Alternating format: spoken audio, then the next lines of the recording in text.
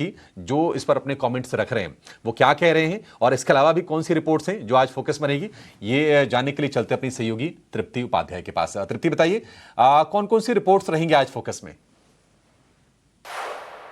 जी हाँ, शुरू करते हैं। एमके ने एसीसी पर यहाँ पर अपनी बिकवाली की राय दी है, लेकिन साथ ही लक्ष्य देखें तो 30% का डाउनसाइड इन्होंने कर दिया है। 2280 से घटाकर सीधा 1600 का लक्ष्य इन्होंने कंपनी के लिए दिया है। इनके अनुरूप अगर देखें तो मार्जिन ट्रेंड यहाँ पर कमज़ोर है। साथ ही कैपेक्स जो एक्सिक्यूशन था वो एक्सपेक्टेशंस के मुताबिक नहीं होता हुआ नजर आया। साथ ही मार्जिन पर दबाव के चलते 27 फाइनेंशियल ईयर 27 का जो एबिटा ये एक्सपेक्ट कर रहे हैं उसमें 12% का यहाँ पर डाउनसाइड इन्होंने कर दिया है। साथ ही FY25 से 28 के दौरान यानी कैपेसिटी एक्सपांशन के लिए जो CAGR रखा है वो 7% का दिया है। बेटर प्रॉफिटेबिलिटी, स्केलिंग और स्ट्रॉन्ग मैनेजमेंट के चलते ये ACC की तुलना में अब यहाँ पर एनालिस्ट अंबुजा सीमेंट को प्रेफरेंस देते हुए नजर आए। MK ने ई-कॉमर्स प्लेटफॉर्म्स पर भी अपनी राय दी है, क्योंकि नए लेबर कोड्स लागू हो चुके हैं, जिसके चलते इटर्नल पर यहाँ पर इन्होंने खरीदारी की राय दी है। लक्ष्य देखें तो 415 का दिया है। स्विगी पर भी यहाँ पर एक्यूमुलेट की रेटिंग है, लक्ष्य इन्होंने 490 का दिया है।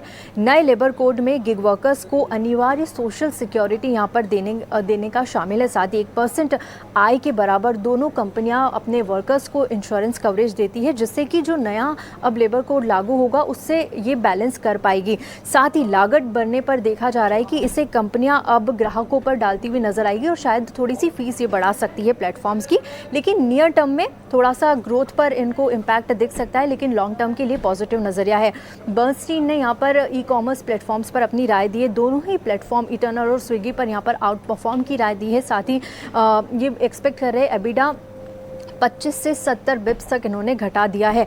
क्विक कॉमर्स के मार्जिन पर देखें तो ज़्यादा इम्पैक्ट यहाँ पर इनको नज़र नहीं आ रहा है, लेकिन अगर कंपनी इसे बैलेंस करेगी तो यहाँ पर फीस बढ़ाकर वो इसे बैलेंस करती हुई नज़र आएगी। मॉर्गन स्टैनली ने लेबर रिफॉर्म्स पर अपनी राय दी है। नए लेबर कोड का गिग वर्कर्स प्लेटफॉर्म पर सीधा इम्पैक्ट इन्हें दिख रहा है। साथ ही फूड डिलीवरी, क्विक कॉमर्स जो कंपनियां हैं वो 1.5 से 2.5% ₹2.5 पर ऑर्डर तक फीस बढ़ा सकती है नए लेबर कोड के नियम जो लागू है उससे बैलेंस करने के लिए। इटर्नल, स्विगी पर दोनों पर इन्हें लॉन्ग टर्म में ज़्यादा फाइनेंस पर इम्पैक्ट होता हुआ नज़र नहीं आ रहा है। ओवरऑल पॉजिटिव नज़रिया मॉर्गन स्टैनली का दोनों ही प्लेटफॉर्म पर रहा है। जी शुक्रिया तृप्ति, ये पूरी डिटेल्स लाने के लिए कि ब्रोकरेज हाउसेस की रिपोर्ट क्या कह रही हैं। लेकिन चलिए, दिसंबर में भी IPO की एक लंबी लिस्ट है और कौन कौन सी ऐसी कंपनियां हैं जो दिसंबर के पहले 15 दिनों में बड़े IPOs आने वाले हैं, वो लिस्ट आपके सामने रख देता हूं। ICC प्रूडेंशियल AMC का IPO आने वाला है। 10,000 करोड़ का ये इशू साइज है ICC प्रू AMC का। इसके अलावा मीशो इसके बाद जो दूसरी सबसे बड़ी IPO होगी, 6,000 करोड़ का IPO साइज है। इसके अलावा क्लीन मैक्स का 5,000 करोड़ का, फ्रैक्टल एनालिटिक्स का 5,000 करोड़ का और मिल्की मिस्ट जो मिल्क प्रोडक्ट्स और